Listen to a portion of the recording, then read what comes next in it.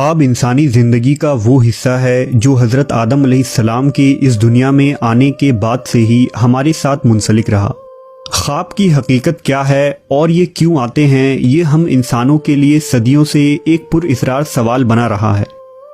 خواب کے متعلق زمانہ قدیم سے لے کر اب تک سینکڑوں نظریات پیش کیے گئے، لیکن اب تک ہم کسی حتمی نتیجے تک نہ پہنچ سکے کہ خواب کی یہ دنیا صرف جھوٹ ہے یا حقیقت، اور نہ ہی خواب کی صحیح تشریح آج تک ممکن ہو سکی۔ ایک نظریے کے مطابق نیند کی حالت میں روح انسان کا ساتھ چھوڑ دیتی ہے، لیکن دماغ کے ساتھ اس کا تعلق قائم رہتا ہے، اور روح جہاں جاتی ہے، جو کرتی ہے، اس کی تمام انفارمیشن دماغ کو ملتی رہتی ہے، جو انسان کو خواب کی صورت میں دکھائی دیتا ہے۔ تاریخ انسانی میں خواب کے متعلق سب سے پہلے اہل یونان نے اپنے نظریات پیش کیے۔ ہومر اپنی مشہور رزمیہ الیاد میں لکھتا ہے کہ خواب کا بھیجنے والا زیوس دیوتا ہے۔ قدیم یونانی خواب کو الہام کا درجہ دیا کرتے تھے، اور ان کا ماننا تھا کہ دیوتا مریض کے خواب میں خود ہی آتے ہیں اور اس کو علاج کا طریقہ بتاتے ہیں۔ یونان میں خواب کے تعبیر بتانے والے پیشہ ور ماہرین بھی ہوا کرتے تھے۔ سقراط کا یہ عقیدہ تھا کہ نیک لوگوں کے خواب خالص اور الہامی ہوتے ہیں، جن میں کوئی پیغام پوشیدہ ہوتا ہے۔ قدیم بابل میں بھی خواب کو بڑی اہمیت حاصل تھی۔ بابلی لوگوں نے خواب کی تعبیر کے لیے باقاعدہ کتابیں لکھی تھیں۔ کہتے ہیں کہ ان میں ایک شخص بابل کے مندر میں روز سویا کرتا تھا اور مخیر سے دعا کرتا تھا۔ مخیر ان کے مطابق خواب کا دیوتا تھا، جو سونے کے بعد خواب میں آ کر ان سے ہم کلام ہوتا تھا۔ اگر مصر کی بات کی جائے تو قدیم مصری لوگ خواب کو ایک اہم حیثیت دیتے تھے۔ مصر کے فرعون وقت خواب کے ذریعہ دیوتاؤں سے مدد طلب کیا کرتے تھے۔ اس کے علاوہ جادو کے ذریعہ بھی خواب دیکھنے کا طریقہ مصریوں میں مشہور تھا۔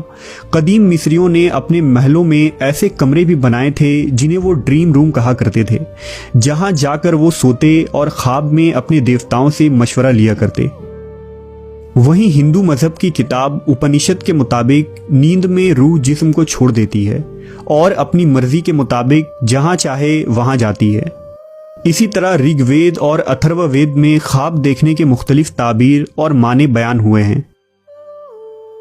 اگر یہودی مذہب کی بات کریں تو ان کی کتابوں میں بے شمار خواب کے تذکرے ملتے ہیں، جن میں یعقوب اور یوسف علیہ السلام کا خواب، فرعون کا خواب اور دانیال نبی کا خواب شامل ہے۔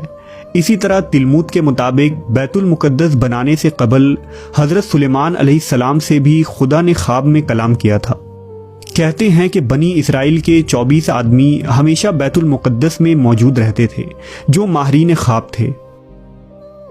یہودی فرقے کی ایک شاخ جسے قبالسٹ کہا جاتا ہے، اور جو قبالہ جادو کے ماہرین ہوتے ہیں، ان کے کتابوں میں خواب کو ایک تصویر کے ذریعہ ظاہر کیا جاتا ہے، جس میں گول دائرہ کے اندر تہ بتہ 14 دائرے ہوتے ہیں، جن میں سب سے اندرونی دائرے سے سب سے بیرونی دائرے تک ایک کھلا راستہ بنا ہوتا ہے، یعنی انسان اور خدا کے درمیان ایک براہ راست راستہ ہے جو خواب کے ذریعہ کھلتا ہے۔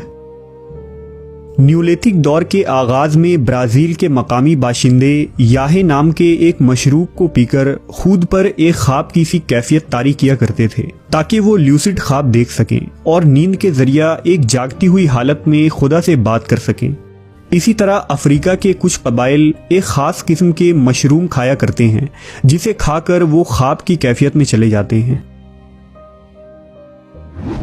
18ویں صدی میں خواب کے متعلق سب سے زیادہ ریسرچ کرنے والے ماہر نفسیات سگمنڈ فرائیڈ نے اپنی کتاب دی انٹرپریٹیشن آف ڈریم میں بتایا ہے کہ ہماری خواب دراصل ہمارے ادھوری خواہشات پوری کرنے کے لیے آتے ہیں، یعنی ہمارے وہ خواہشات جو اصلی زندگی میں پوری نہیں ہو سکتی، وہ ہمارے خواب پورے کرتے ہیں، جو ہمارے برین کے سب کانشیس مائنڈ کا کارنامہ ہے۔ لیکن فرائیڈ کی یہ تحقیق نامکمل ثابت ہوئی، کیونکہ ہمیں تمام خواب صرف ہمارے خواہشات کے متعلق ہی نہیں آتے۔ لہٰذا فرائیڈ کے ہم اثر کارل جنگ نے اپنی تھیوری میں یہ بتایا کہ دماغ کا ایک تیسرا حصہ بھی ہوتا ہے جسے انکانشیس مائنڈ کہتے ہیں۔